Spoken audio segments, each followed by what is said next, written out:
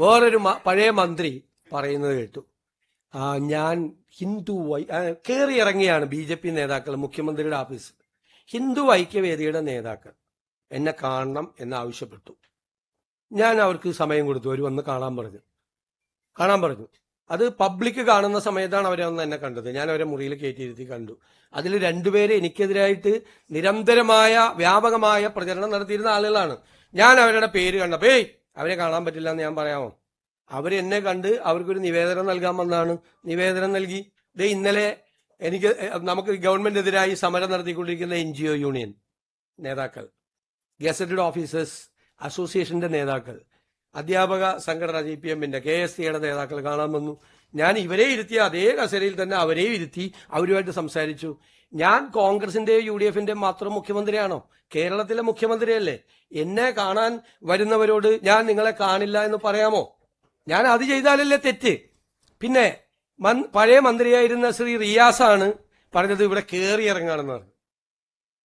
അദ്ദേഹത്തിനോട് എന്റെ മറുപടി, ഞാൻ ഒളിച്ചല്ല കണ്ടത്.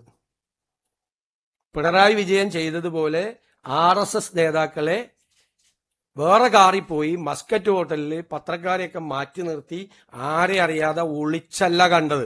അതാണ് റിയാസിനുള്ള മറുപടി. ഒളിച്ചല്ല കണ്ടത്, രഹസ്യമായിട്ടല്ല കണ്ടത്. ഇവിടെ നൂറുകണക്കിന് ജനങ്ങൾ കാണാൻ വേണ്ടി വരുന്ന കൂട്ടത്തിൽ അവർ നേരത്തെ പറഞ്ഞു, അവർ വന്ന നിവേദനം അവർ തന്നു, അവരുമായി സംസാരിച്ചു. ഇതൊക്കെ എനിക്ക് തോന്നുന്നു ഞാൻ അവർക്ക് ഒരു അനുമതി നിഷേധിച്ചാലാണ് അത് വാർത്ത, അല്ലേ? അനുമതി നിഷേധിച്ചാലാണ് വാർത്ത. ഇത് നിങ്ങൾ കേട്ടോ, തുഷാർ വെള്ളാപ്പള്ളി അദ്ദേഹം എന്നെ കാണണമെന്ന് പറഞ്ഞു. അദ്ദേഹം എൻ്റെ ആലുവയിലുള്ള വസതിയിൽ ആളുകൾ എന്നെ കണ്ടുകൊണ്ടിരിക്കുന്ന സമയത്ത് വന്ന് കണ്ടു, എന്നെ വന്ന് അഭിനന്ദിച്ചിട്ട് അദ്ദേഹം പോയി. അതിനും വന്ന് ആരോപണം. എന്താ, ഞാൻ തുഷാർ വെള്ളാപ്പള്ളി വരുമ്പോ തുഷാർ വെള്ളാപ്പള്ളി വരാൻ പാടില്ല എന്ന് പറയാമോ? ഞാൻ പറയാൻ പാടില്ലല്ലോ.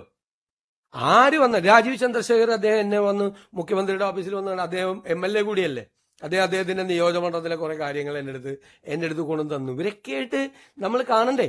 ജനപ്രതിനിധികളായിട്ടും രാഷ്ട്രീയ നേതാക്കളായിട്ടും സംഘടനയുടെ ആളുകളായിട്ടും എത്രയോ സാമുദായിക സംഘടനകളാണ് വരുന്നത്, എത്രയോ ബിഷപ്പ്മാരാണ് ഇവിടെ വരുന്നത്. സമസ്തയുടെ നേതാക്കന്മാർ കഴിഞ്ഞ ദിവസം വന്നു കണ്ടിരുന്നു.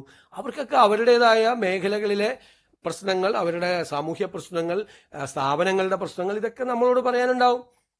അതുണ്ടാവും സ്വാഭാവികമായിട്ട്. അതിനെന്താ?